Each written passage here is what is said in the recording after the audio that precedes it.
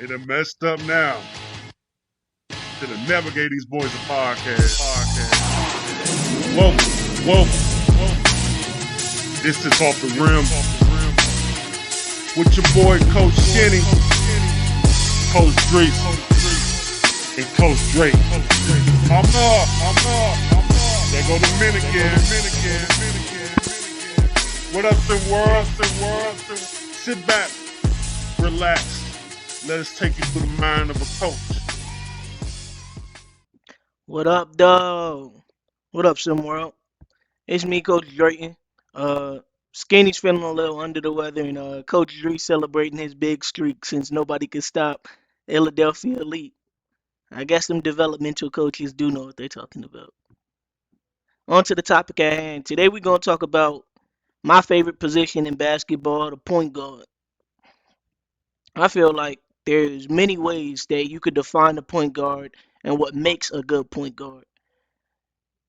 For me, in order to be a point guard, I truly believe in the more traditional, like fundamentalist way of saying it. Of the point guard is the person who facilitates your offense, who runs the floor, and is another coach on the court that's gonna call the plays, or when the calls get played, he properly orchestrates it. Cause I liken my team to a band, one sound. And if the conductor is doing his own thing, it messes up everybody. Some of the point guards that I feel like are the more traditionalist point guard, the Ray John Rondos, the Chris Pauls, those kind of guys will be like Vincent Magic, Zay Gore, Carson Cutbirth, Samuel Bougis.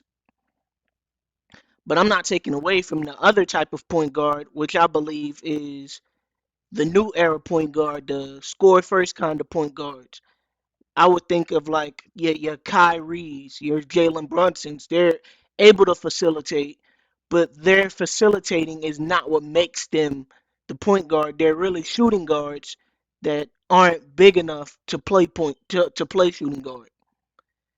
Those would be like your Benari James, your Dylan Harper, your Losi Thomas. These are guys that I believe are phenomenal scorers that can go and get a bucket on just about anybody, and facilitating comes second to them. And that's not necessarily a bad thing when something comes second to you, but it's not your primary nature. I'm not, when I put Losi at point guard, I'm not asking him to go get 9, 10 assists. I'm seeing a certain matchup that I know that he can ISO and create his own, and go and score. And if that play breaks down, then he's supposed to kick out. That's what a lot of I see in today's SWBA when it comes to point guards. Like, for example, I'm gonna talk about Joel Beauchamp because to me he's the most transcendent player that fits that combo-esque point guard range. Because Joel Beauchamp isn't necessarily selfish with the ball, but he's looking to create for himself.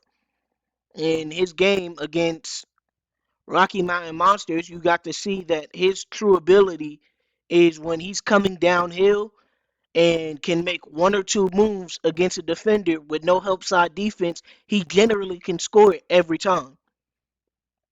And that's not a knock on his game.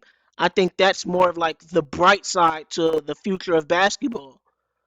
That because the playmaking has become secondary, more players are starting to pick up on the ability to playmake. Guys like Jokic and LeBron and Luka that wouldn't traditionally be called point guards are the primary facilitators on their team. They create the offense even if they're not bringing the ball up the court when the ball is in their hands. They're looking to get their teammates open and find people in cutting lanes and in transition. And and I think that is something that's truly, that I feel like is not really talked about in prep, because when people think of a prep point guard, they believe it's really like black and white. Like it's either you're like Ray John Rondo or you're like Kyrie Irving, and they don't believe that there's in betweens when you're talking about a prep style point guard. But I think there's a lot of combination players that fit perfectly in that in between spot. For example, somebody like Marco Jacobs, people would be like, well, he's really a talented scorer, but if you watch him play, he's unselfish with the ball.